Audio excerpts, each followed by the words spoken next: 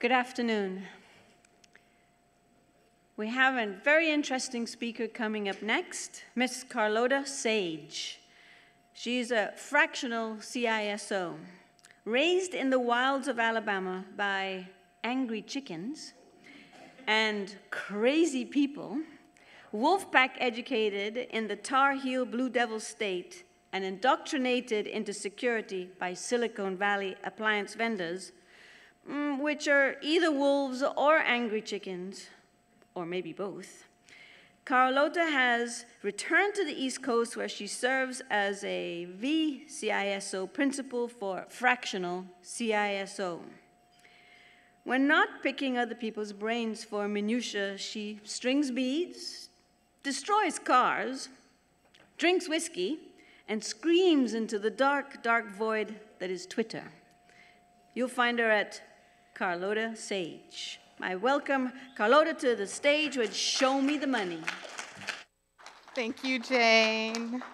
That's fantastic. If I had realized somebody was going to have to read that out, I might have been more kind to them, but Jane did such an amazing job. Thank you very much. This is called Show Me the Money. This is getting business buy-in to secure your organization. A lot of the talks that you've heard this weekend, or this week, and that you'll hear in the lock note this afternoon are more geared towards larger organizations.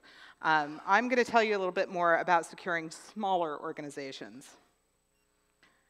That's my mug with my mug. I am a virtual CISO with fractional CISO. We help small to mid-sized companies build out cybersecurity and compliance programs.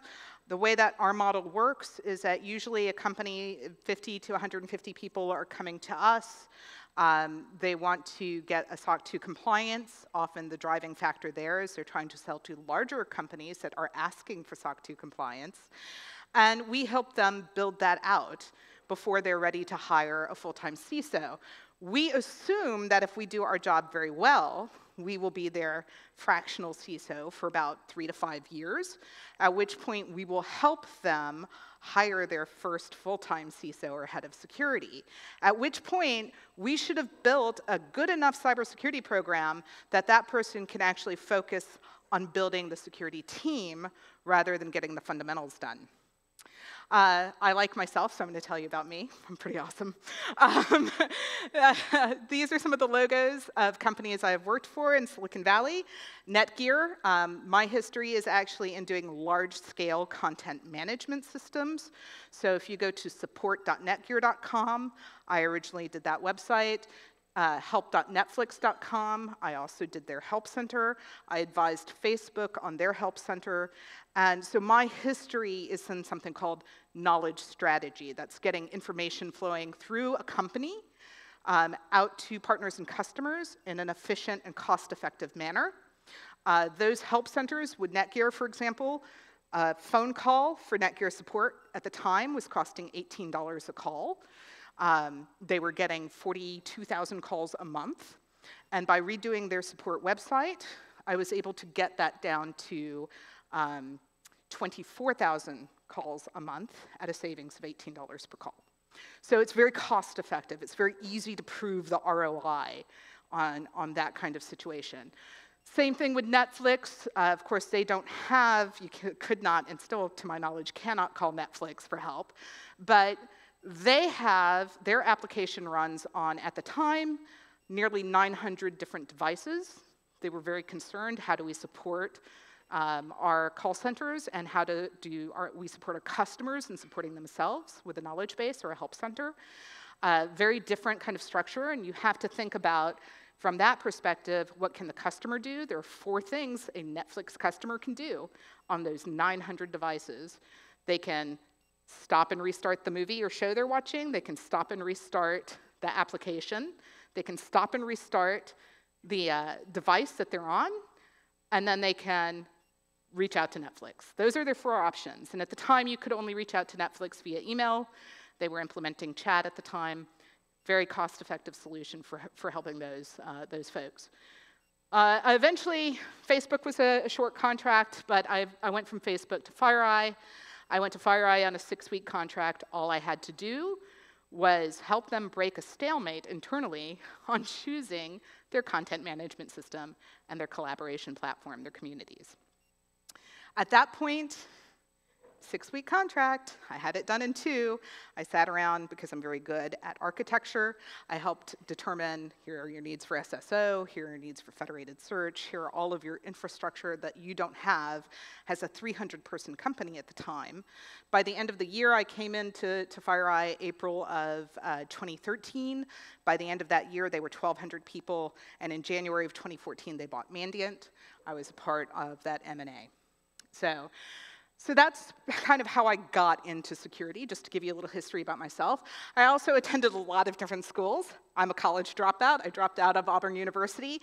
It is not a university I applied to. I love my mother, she's a little bit controlling. I was not allowed to take the full scholarship offer to Caltech. Mom wanted me to stay local. I ended up at Auburn, got the best advice of my life, and that was, when you're 18, you're an adult. I'm not telling you it's going to be easy, said my professor, but it will be your life, and you do with it what you want. So I dropped out of school and ran away to North Carolina. I ended up at a community college called Durham Tech. Fantastic experience. Highly recommend the community college experience if you are in the United States. I don't know how that equates here in the Cayman Islands. I ended up at a public school, North Carolina State University, Wolfpack. I graduated with a degree in textile chemistry. I was a research chemist for 8 months after that. I had put myself through school doing that web development, which is how I ended up later in those content management systems. But what that gave me that continues to serve me very well, other than knowing how to wash my clothes, that degree in textiles chemistry, textiles understands that your clothing, your furniture, your fabric in your home evokes an emotional response.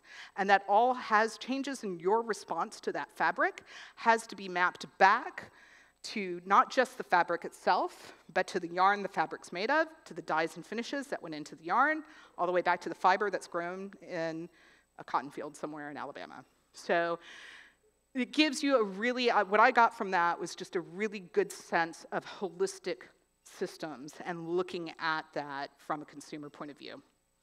I eventually, because I was so good with Netgear and Netflix, and I was so good at building those large-scale content management systems, and so good with those knowledge bases, I wanted to understand why I was so good. And my master's degree from Columbia University in New York is in something called information and knowledge strategy. You hear people, processes, technology a lot in the security industry. That is knowledge strategy at its core. Information security, cybersecurity, we are a knowledge-intensive industry. Highly recommend picking up some books on knowledge strategy if you want to really be effective in cybersecurity. I joined Fractional CISO last July. I've been having a very good time there. They've been very giving with the mugs. I'm enjoying it. But you can find me on LinkedIn as Carlota Sage, on Twitter as Carlota Sage. LinkedIn, you get the more professional posts. I'll be honest, on Twitter, you get more shit posting. So, show me the money. I want to give you a little context on why I developed this particular talk.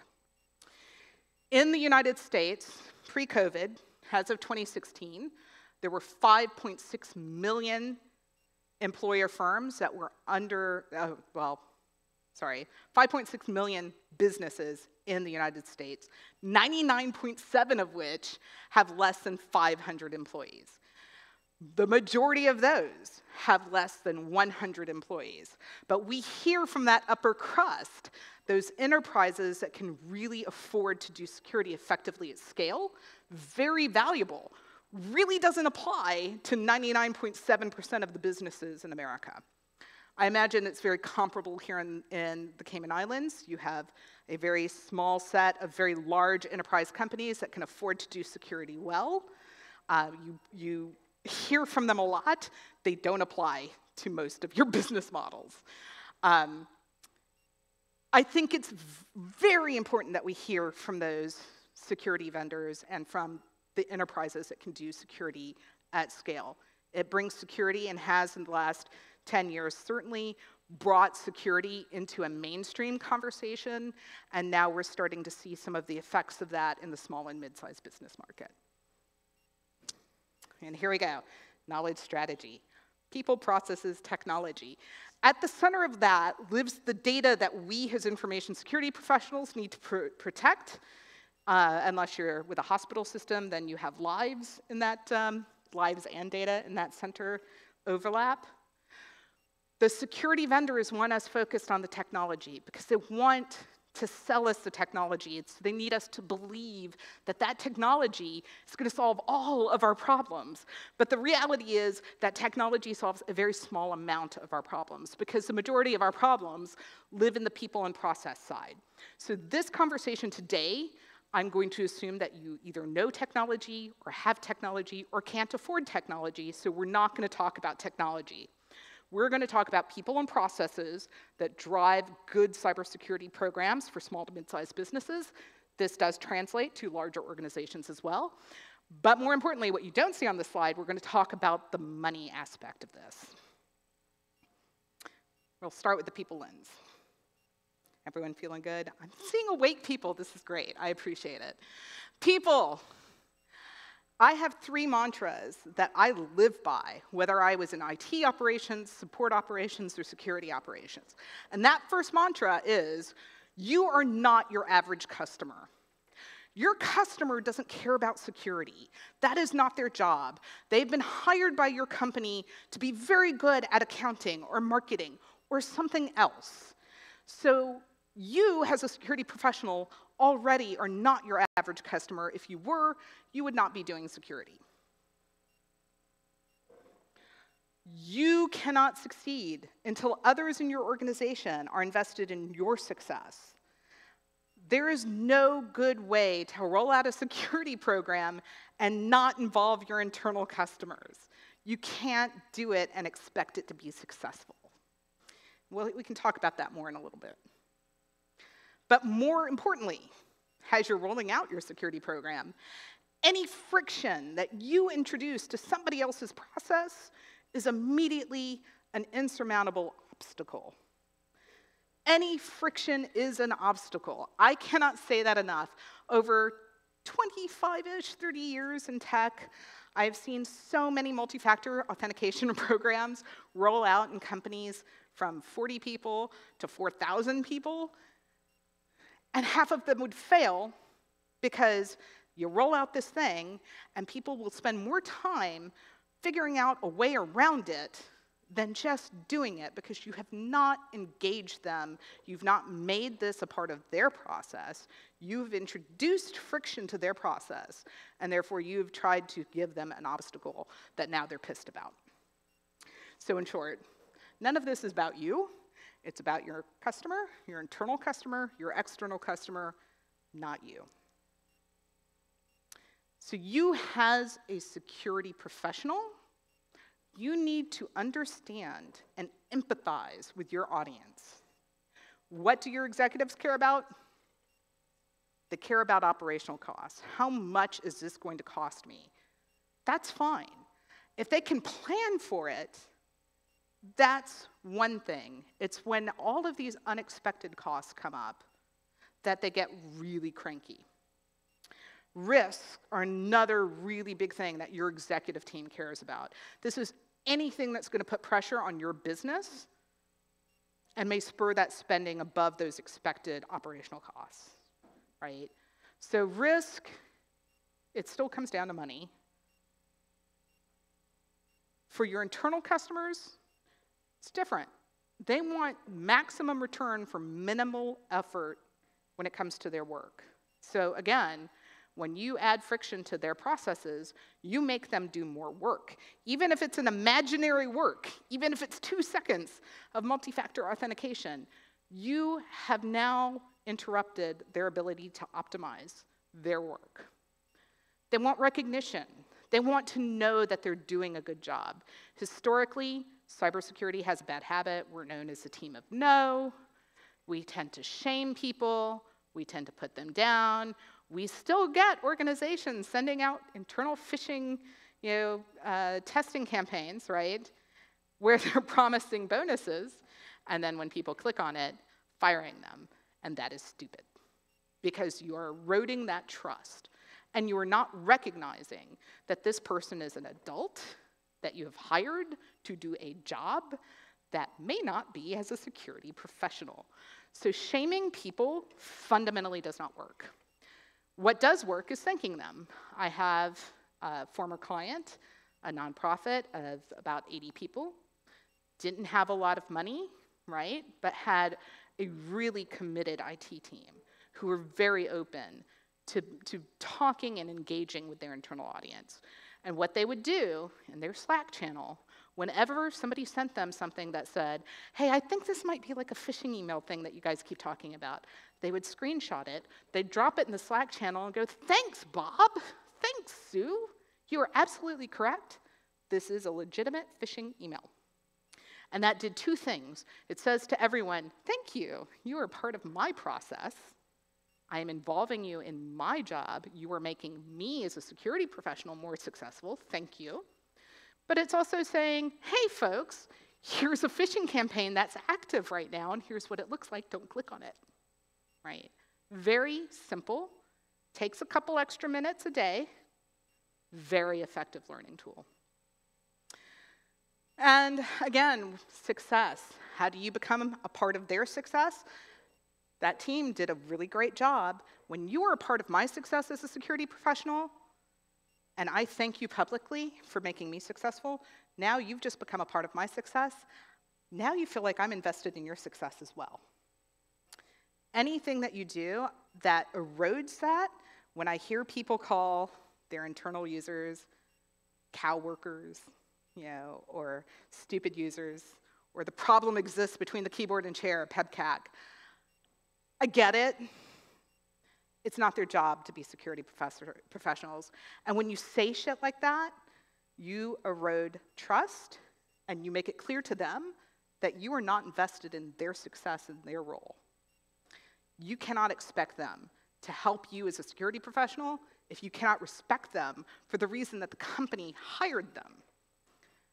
I can harp on this all day, but we have a lot of other topics to cover, so anyone who has a good example or a question here, jump up. All right, I'm going to move on. People, processes, technology. We're going to talk about processes now.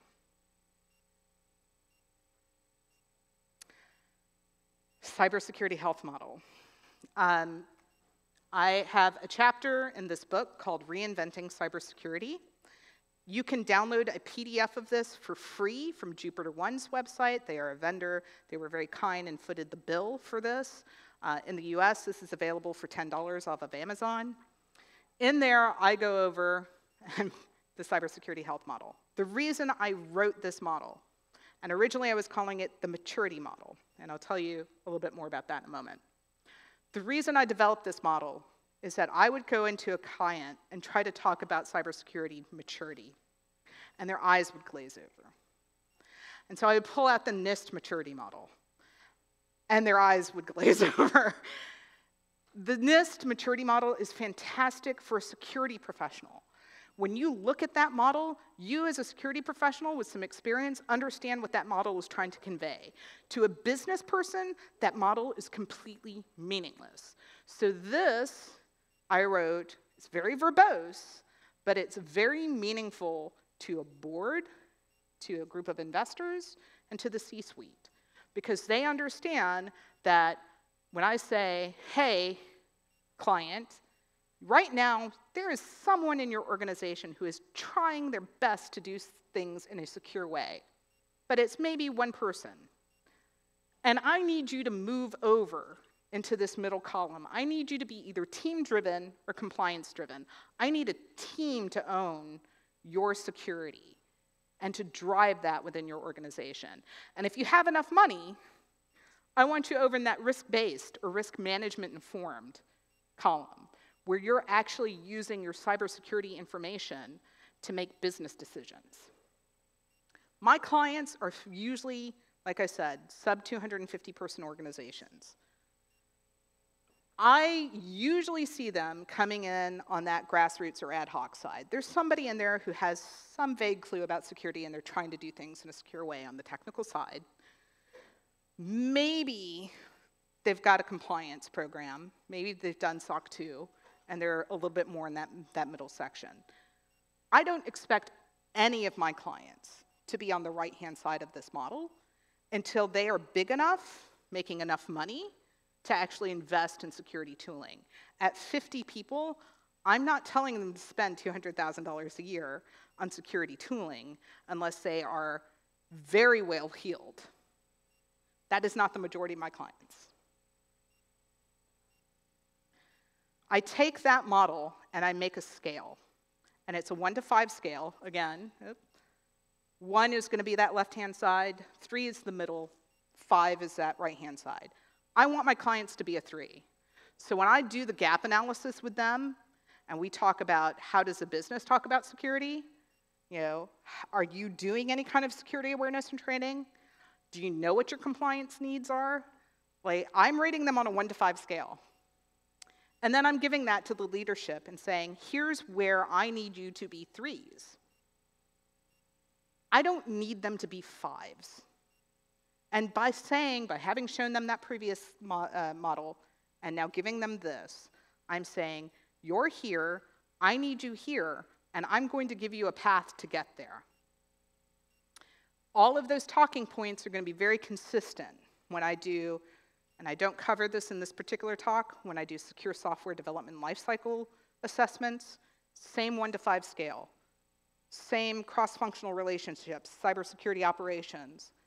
And then we go a little bit more into developer behavior, infrastructure for your development and your production environments. And then the security behavior your application supports once it's in production. This is a great tool for an early program. Gives you some sense of metrics of, okay, we want to be a 3 in compliance. Well, maybe we need to hire a compliance person, and maybe we need to invest $30,000 a year in a compliance platform like Avanta or a BiteCheck or something like that.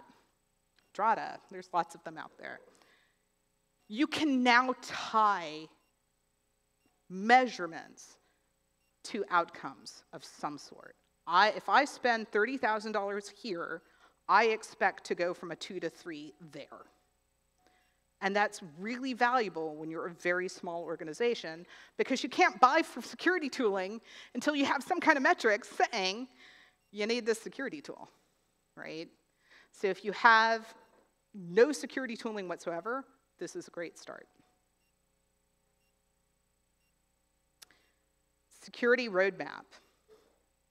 Ideally, and again, you'll see, I'm using the same verbiage over and over again. Business alignment, awareness and training, compliance and audit, program and people development.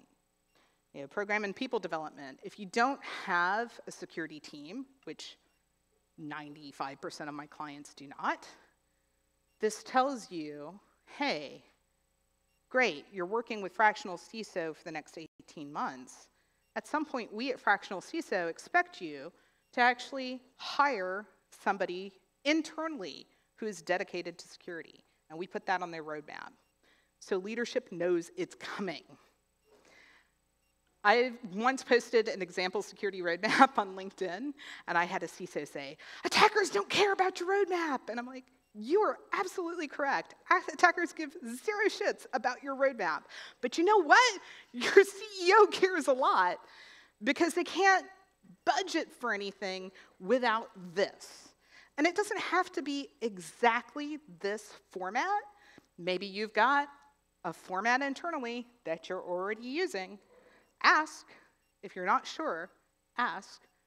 Whatever it takes, put something together so you can say to your leadership, I'm one person, I'm doing this over here. In order for us to do these other things, in order for us to get to 3s on that health check, I need to hire people in these spaces. I need tooling in that space.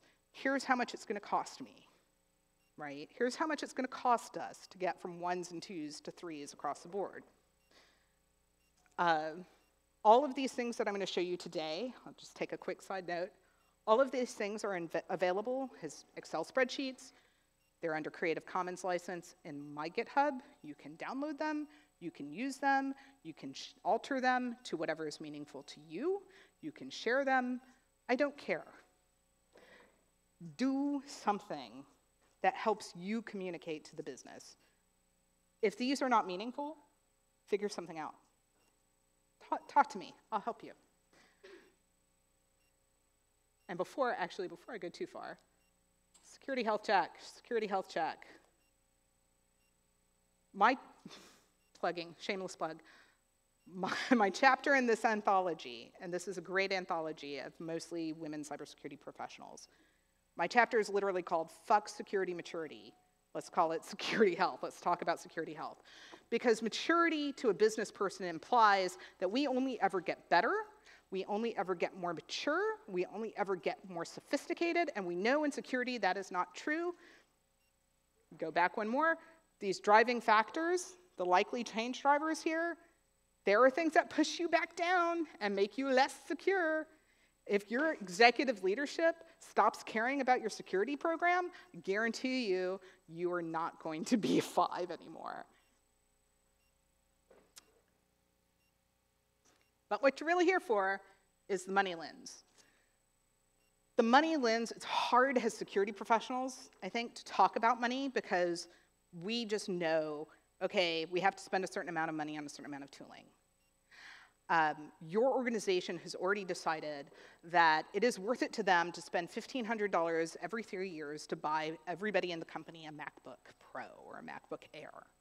Your company has already decided that it's worth $12 per person, per head, per month to have Gmail or Microsoft Microsoft 365, as it's being called now, because email is important. That is no longer a cost center. That is an operational cost. That is core to us having to do business. My people need an email address. My people need laptops.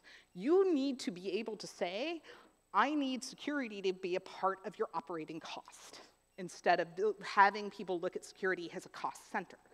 Security is not about losing money. Security is about being core to the business function. I do this in a couple of different ways when I'm talking to an executive.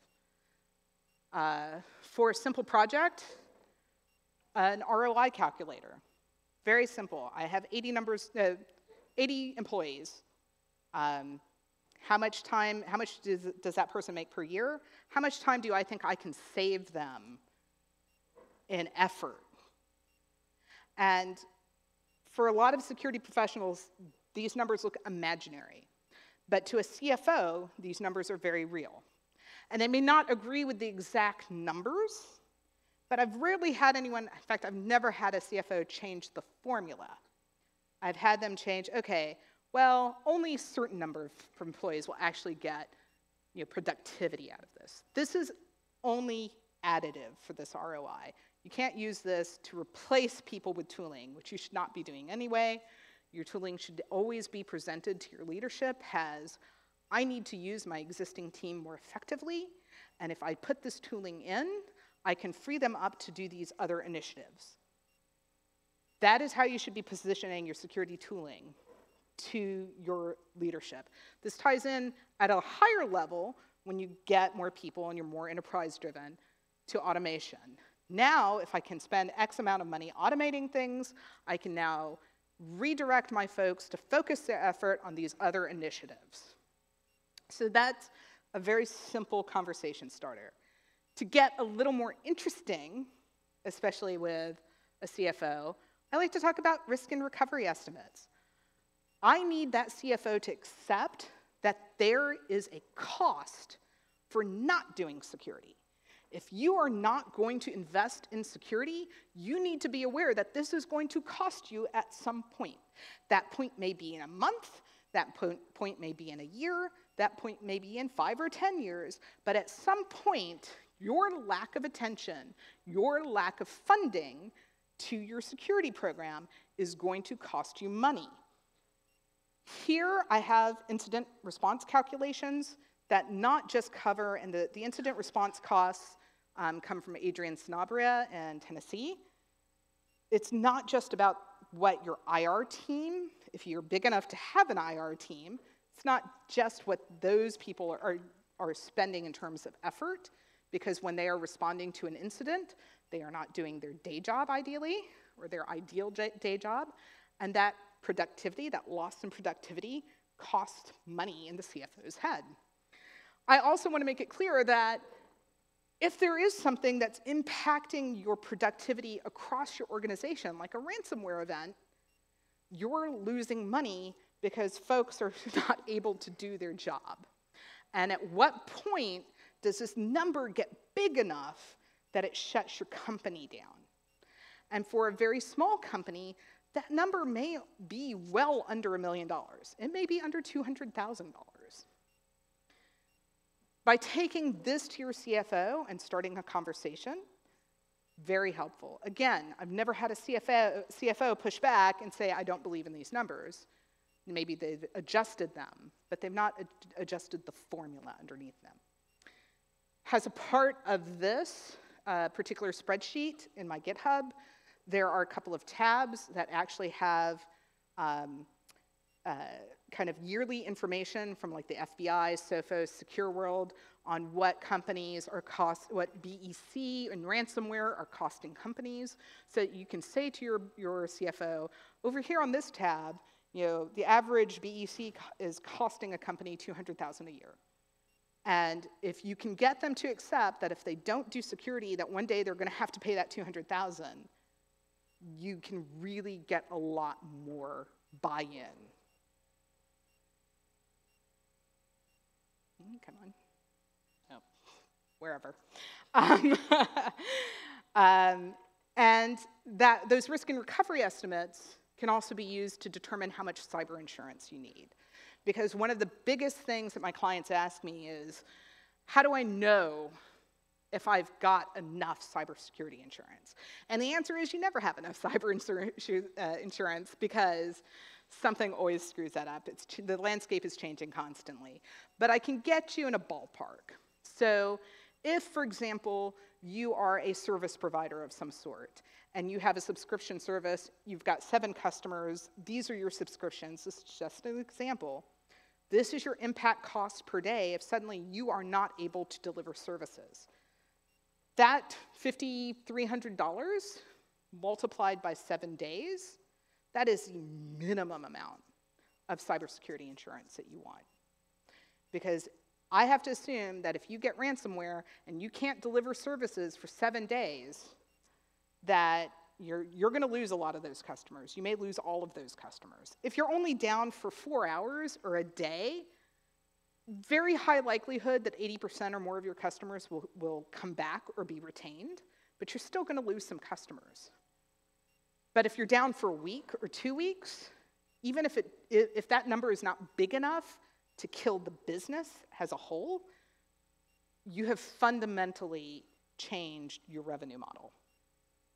So for a company like this, actually I'll give you an actual example. I have an e-commerce customer. Their revenue generated is $650,000 a day from their e-commerce website. Multiply that by 7, it's $4.6 million. Their cyber insurance was $1 million. I want their cyber insurance to be at least $5 million to cover that $4.5 million that they're out. Ideally, I want it to be $10 million, but that's a business decision. Because for that particular customer, getting a $5 million policy was $60,000. Getting a $10 million policy is $130,000. Very big difference. How do I want to spend that money? They chose to go with a $5 million policy. But it also means now they're aware that they may get hung out to dry if they have an incident big enough that it's going to be more than $5 million. I will say, if you ever have to look at cybersecurity insurance, you will see what you're insured for. $5 million is usually your cap. Maybe you're insured for $250,000 for a wire transfer. Maybe you're insured for $1 million for phishing. that leads to some major incident. But you'll see a retention clause of your $1 million, $100,000 retention. That's not like a deductible, kind of like a deductible, not exactly. In a health insurance deductible, in the States at least, if my bill is $5,000 and my deductible is $1,000, I pay $1,000, the insurance company pays $4,000. In cyber insurance, if my bill's $1 million and my retention's $100,000, I pay $100,000. They don't pay until it's over $100,000. So if I have 4 incidents that are right around $100,000, they don't pay for those, right? So if my first incident's $97,000, $99,000, $100,000, $102,000, guess what? I pay $100,000, they pay $1,000, right? I pay $100,000, they pay $2,000. That's what a retention is. So it's really important to dial in your cyber insurance. I'm also going to pause here and talk about why customers come to us. I'm not trying to pitch my service here. I'm trying to help you understand the marketplace.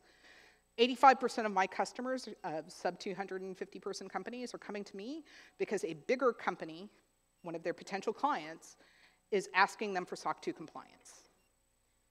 Great. That's fantastic, because now they have tied security and compliance to sales. That's great.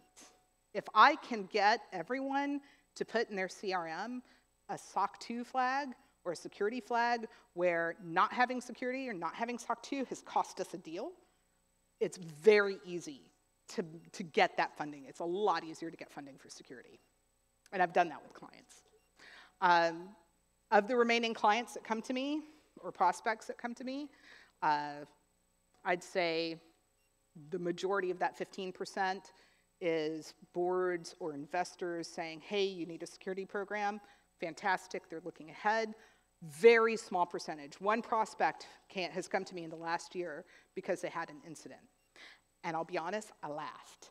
Because when they told me what happened, I couldn't help myself. I said, how'd you get breached? And they said, they compromised a Cold Fusion 2012 server. This is in November, right? And I lolled, because in 2002, I was decommissioning Cold Fusion servers. I didn't even know that Cold Fusion still had, is around, much less had a 2012 server that you're now still running. And why are you running it in EC2? Oh, okay, well, we'll get there. But I laughed, and I was embarrassed because I'm supposed to treat people with empathy, and this is a prospect. I might just lose a sale if I'll all, right? And the guy says, no, it's fine. I'm the new CTO. I've only been here 3 months. This is what I'm inheriting. Honestly, of all things that could have happened, it turned out really well. And they actually did come to us as a client. Tools and suggestions. You don't have to spend money to get started if you're in a really small organization. There's plenty of open source tools out there. I'm sure you've heard of lots of suggestions over the course of the last 2 days as well. Security Onion is one of my favorites. The folks driving Security Onion are old school Mandiant consultants, some of the original gang.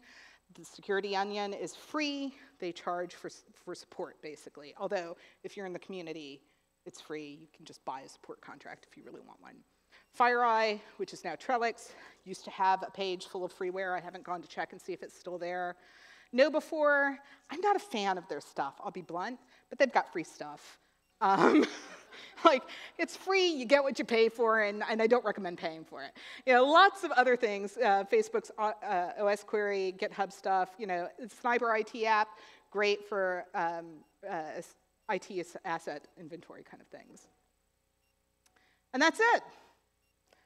I'm Carlota Sage. Does anyone have any questions? Was there anything here that didn't make sense? I know I moved through things pretty rapidly. Everyone felt good about that? All right.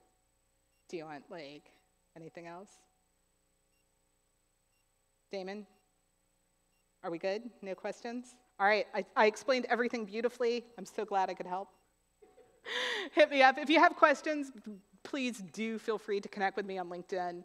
Please do feel free to slide into my DMs on LinkedIn and on Twitter. You're always welcome to ask me questions. I will always answer. Thank you, everyone.